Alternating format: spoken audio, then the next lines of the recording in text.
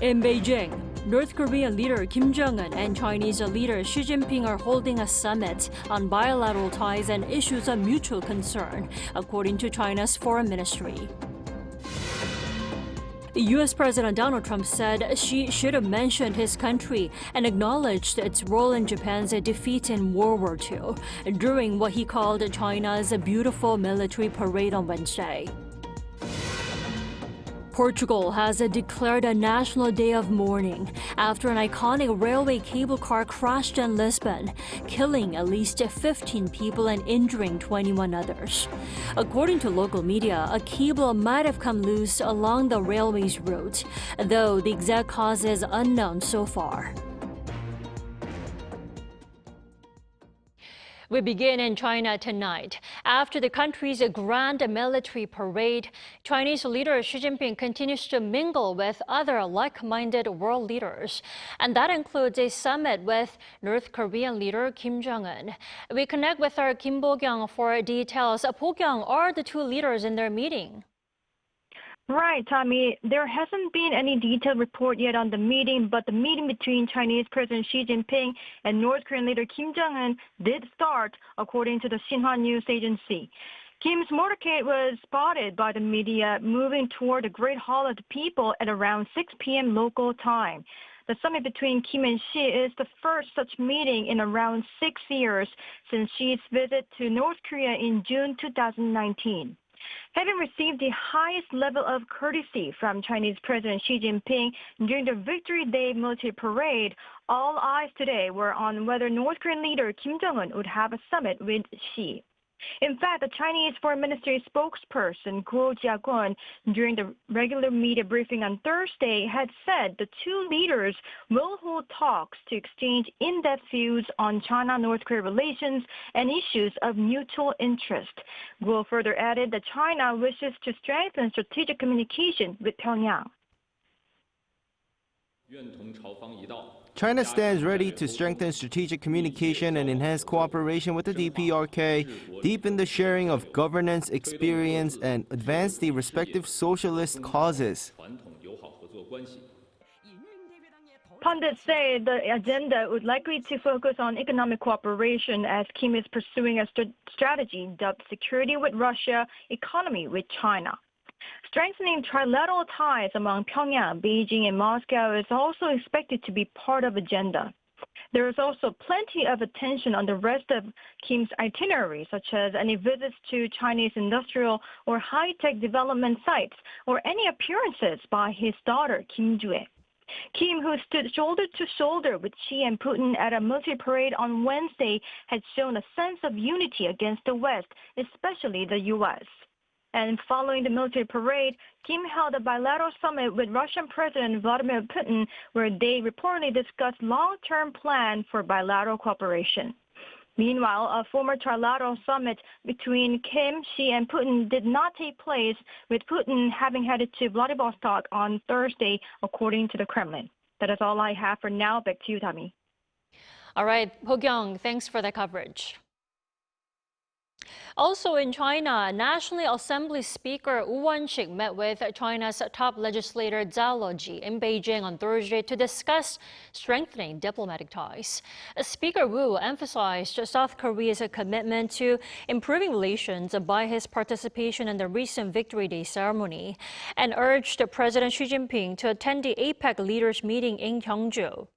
He also addressed the sensitive issue of China's installations in the disputed Yellow Sea areas, calling for a careful handling of the matter. Wu concluded by requesting a more predictable business environment for Korean companies and advocating for expanded cultural exchanges. Meanwhile, in the U.S., President Donald Trump felt his country's role in Japan's defeat was overlooked at China's World War II ceremony, pointing out America should have been mentioned. Our Moon Jiang reports. U.S. President Donald Trump said on Wednesday that he felt China slighted the U.S. by not sufficiently acknowledging its role in winning World War II during a parade held to commemorate the 80th anniversary of the war's end. I thought it was a beautiful ceremony. I thought it was very, very impressive. I was very surprised. I watched the speech last night. President Xi's a friend of mine, but I thought that the United States should have been mentioned last night during that speech because we helped China very, very much. This comes as Trump himself emphasized the immense help the U.S. provided to China in achieving its freedom. Meanwhile, during a summit with Polish President Karol Nawrocki on the same day, President Trump praised Poland for exceeding its defense spending commitments among NATO allies, while clarifying that U.S. soldiers stationed there would remain. If anything, we'll put more there if they want, but they've long wanted to have a larger presence. We have some countries that have more, not too many, but no, they'll be staying in Poland.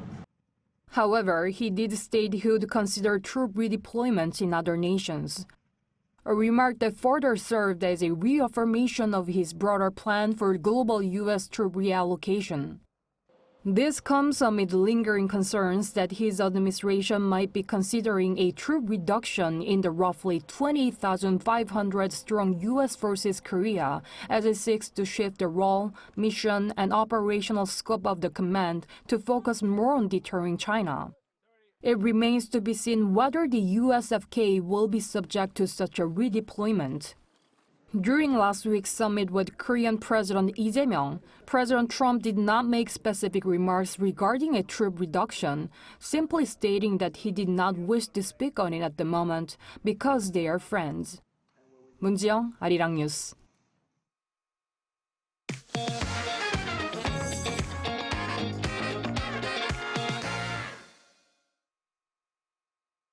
It's widely known as the Yellow Envelope Act here in South Korea. The new law, signed on Tuesday, expands labor union rights but has displeased businesses. With a 6-month grace period before it takes effect, what are the key points of discussion? We have our Kim Do-yeon here in the studio. Welcome back, Do-yeon. Good to be here. So, Do-yeon, the Lee Jae-myung administration has been quite adamant about passing this law, right? That's right, Tammy. First, it was passed as means by the government to tackle labor inequality. Now, there is a gap in treatment in the nation's labor scene between full-time employees and contract workers.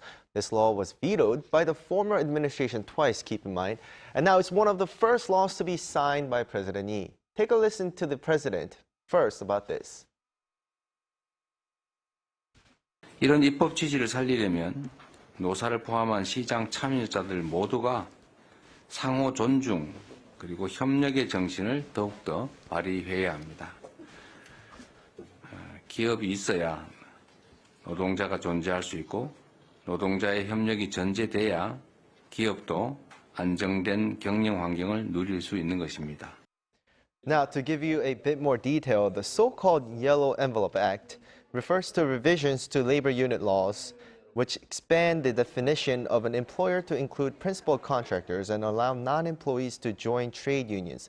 Furthermore, it broadens the scope of lawful industrial action while limiting a company's ability to seek damages from unions for strike-related losses. So there's the bill that will come into effect in 6 months. Now, Do-yeon, let's start with the name itself. Why is it called Yellow Envelope Act to begin with? Now, the name Yellow Envelope Act originates from the 2009 Sangyong Motors strike. After the 77-day strike, a court ordered workers to pay a staggering 4.7 billion won, or about $3.4 million US, in damages. In response to their hardship, a citizen sent a 47,000 won donation, a symbolic 100,000th of the total debt inside a yellow envelope to local media with a letter showing empathy to their cause. That single act sparked a nationwide grassroots movement which became known as the Yellow Envelope Campaign as the public sent donations to support the workers. The law, parts of which are designed to protect unions from such crippling damage claims, was ultimately named in honor of that campaign. Well, I do have to say, despite the heartwarming story, this is fiercely fought against by businesses. The expansion of the definition of the word employer seems to be a key point, right?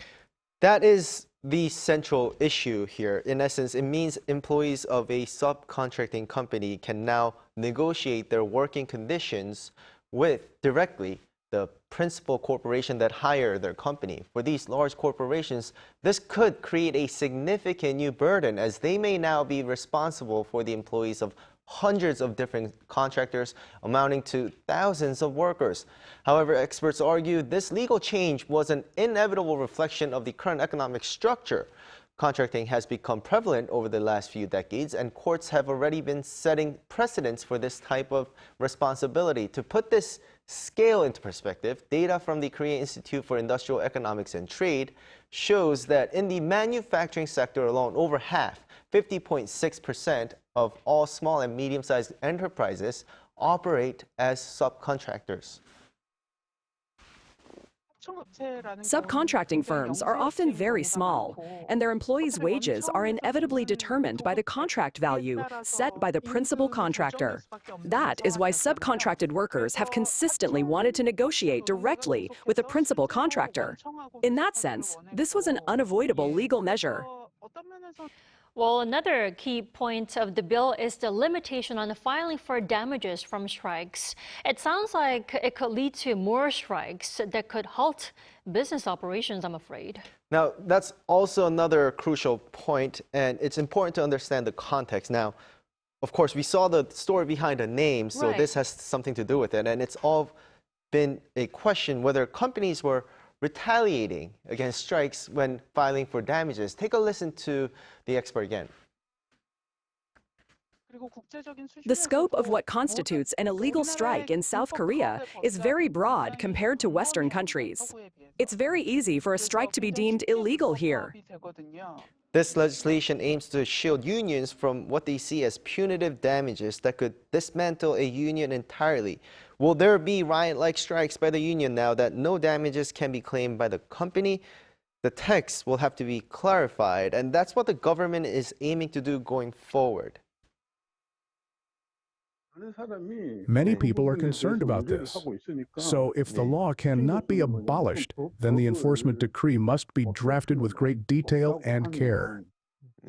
Well, Toyon, again, businesses have voiced strong concerns, including worries that this could potentially drive away foreign investment. The question is there validity to this argument? Right, there is certainly a major concern for businesses, and we have been listening to a lot of them. And they fear rising labor costs and increased disputes could make South Korea a less attractive market. But take a listen to an expert. However, this seems to have some limited effect on the U.S. investment because labor costs in the U.S. is higher than that in Korea. And passing such bills does not seem to critically increase the labor costs in Korea to that in the U.S. Now, he also added, if things add up, at one point, the scale could be tipped. Well, let's see when the bill goes into effect in half a year. Toyan, thank you so much for the coverage tonight. Thank you for having me.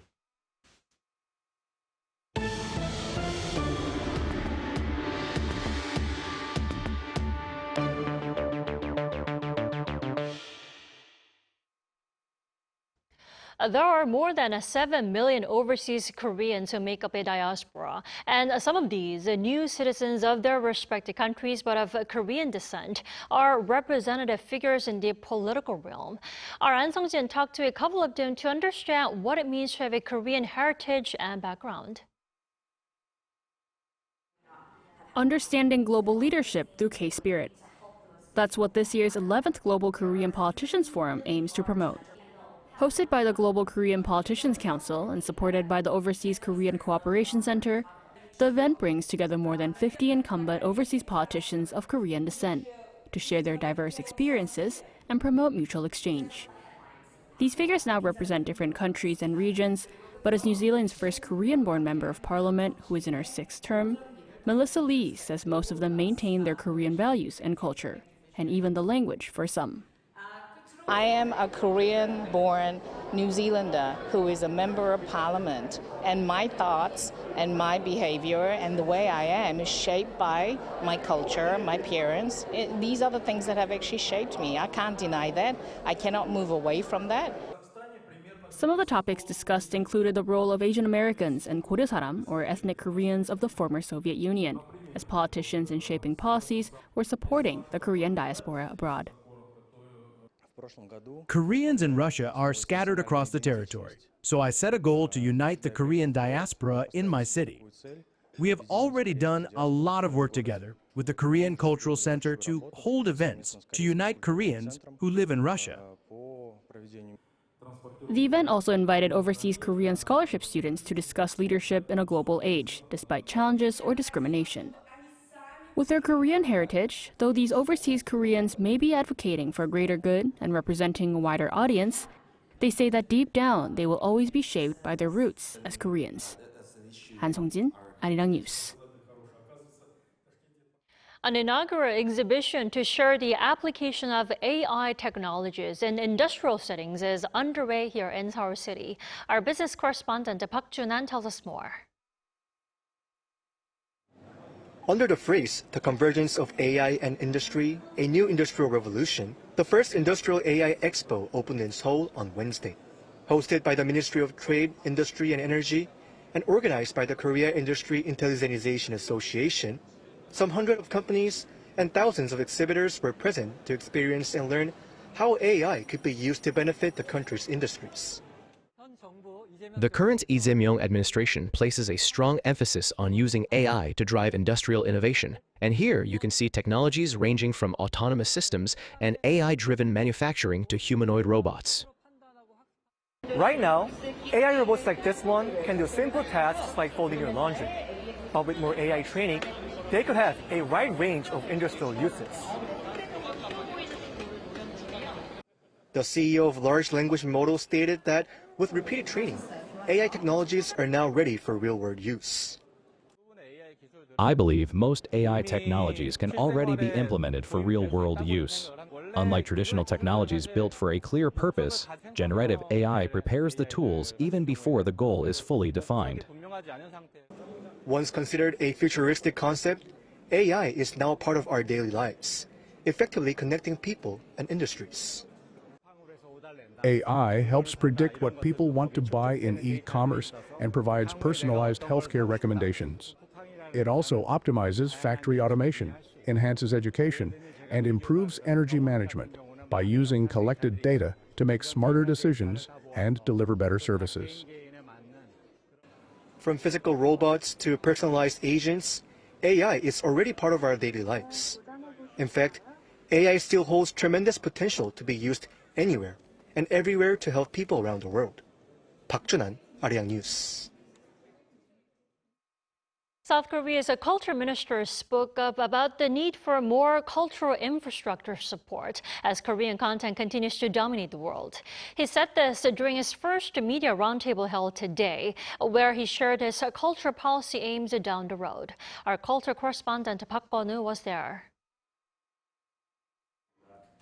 We might be in a golden era of Korean content with an ongoing global boom, but this may already be past its peak.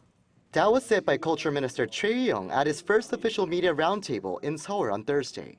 He said commentary coming from the sector is dire, citing the film industry as a representative example, where this year's domestic cinema audience is expected to shrink by around a half year-on-year. The number of movies with production costs over 3 billion won is less than 20 this year, compared to about 100 in the past. Due to dried-up investment, the ecosystem is collapsing. He added that even star directors now turn to overseas streaming platforms for funding, as government support alone is insufficient. Projects branded Made with Korea are also stalling due to tight budgets, despite strong global interest in collaborative works. Choi also stressed the need for more K-pop infrastructure. Japan has 34 large-scale concert venues with more than 10,000 seats. We have only 8. It isn't good for the home country of K-pop to have such limited infrastructure. In order to create a better environment, he said making efforts to increase budgets was crucial. Noting that next year's cultural budget will jump by around 9%, he said that still puts Korea in the mid to low ranking among OECD countries in terms of cultural spending. While vowing to do his best to further increase the budget in the near future, he said there's hope thanks to strong Korean content. There may always be crises, but aren't we the people who always find an opportunity in these situations and achieve our goal? Stray Kids has made history on the Billboard charts with its 7th consecutive #1 album. The movie No Other Choice might even win big this weekend in Venice, where it received a 9-minute standing ovation. We're flooded by this kind of news every day. The minister added he'll do his best to seize this golden opportunity to establish Korea as a leading cultural powerhouse. Park Gun-woo, Arirang News. This summer has gone down as the hottest on record here in South Korea. According to the Korea Meteorological Administration on Thursday, the nationwide average temperature from June to August was 25.7 degrees Celsius. That's 2 degrees above the average for the period 1973 to 2024. And it is 0.1 degrees higher than the previous record set last year. The country saw repeated heat waves and heavy rain, with some regions hit by floods while others faced drought. A funicular railway carriage popular with tourists derailed in Lisbon, killing at least 15 people and injuring more than 20.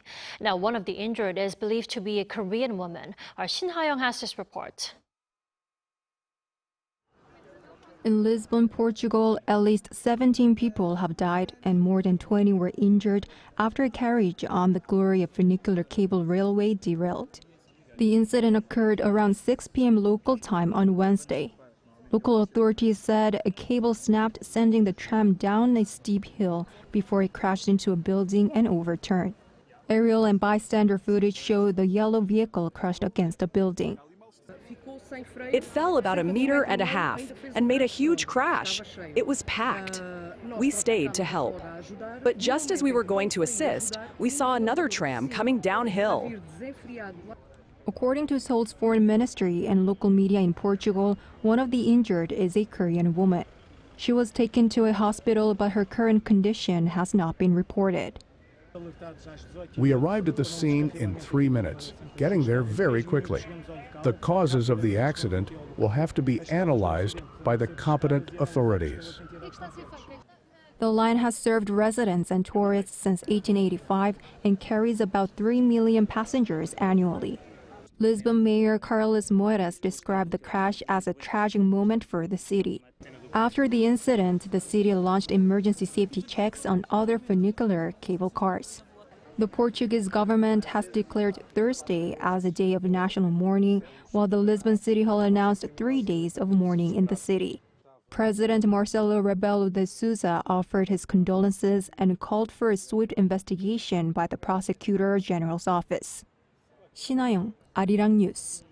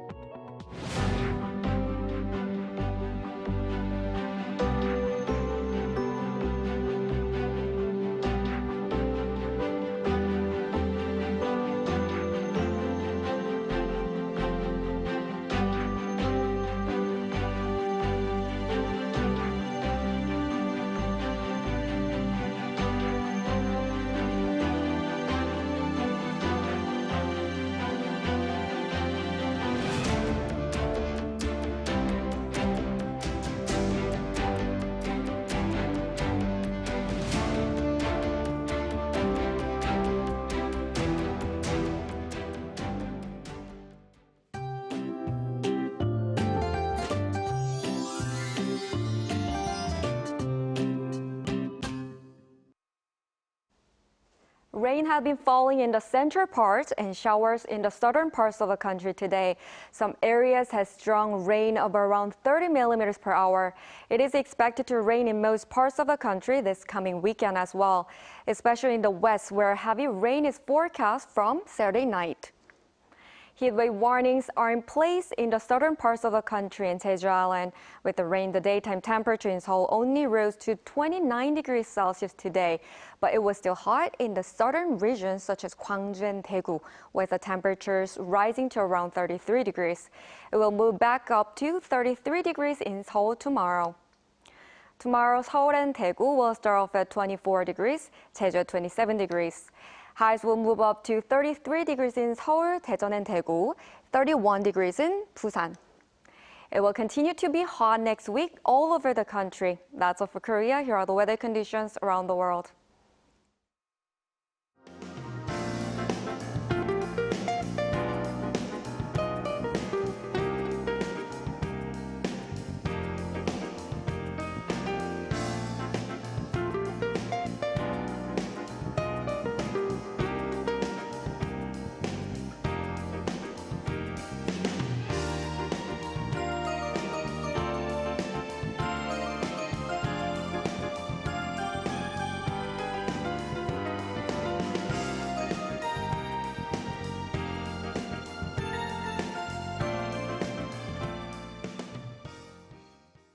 That is all we have for tonight. I'm Kim Dami. From all of us here at Arirang, thanks for watching and good night.